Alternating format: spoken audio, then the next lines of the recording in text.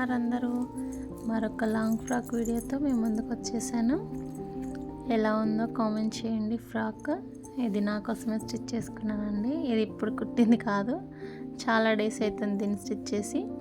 కానీ ఒకసారి మీకు చూపిద్దాము, డిజైన్ ఎలా ఉంది అని చూపిద్దామని తీసానండి. ఇది ఆల్రెడీ ఫోల్డ్ చేసి పెట్టడం వల్ల ఫోల్డింగ్స్ కూడా పడ్డాయి. చూడండి దీని హ్యాంగింగ్స్ ఎలా ఇచ్చాను, పైపింగ్ ఎలా చేశాను డీటెయిల్గా చూపిస్తాను.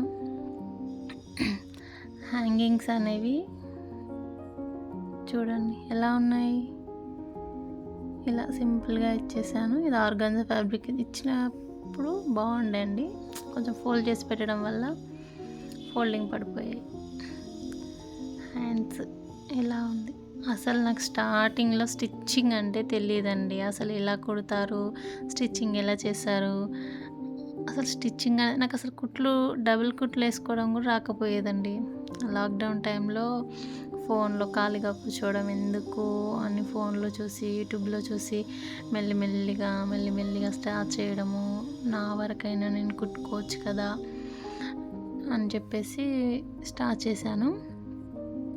స్టార్టింగ్లో అసలు కట్ చేయడం ఎలా కట్ చేస్తారు ఏంటి ఏం అర్థమయ్యేది కాదు.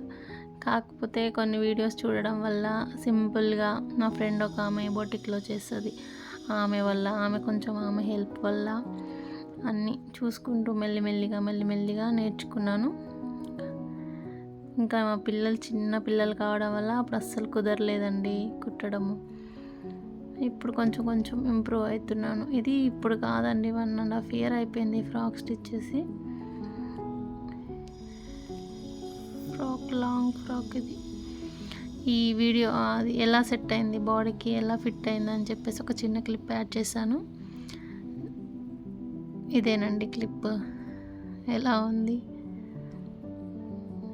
అంత పర్ఫెక్ట్ లేకపోవచ్చులే, కానీ కొంచెం నాకైతే నా వరకు నాకు సాటిస్ఫాక్షన్ అనిపించింది.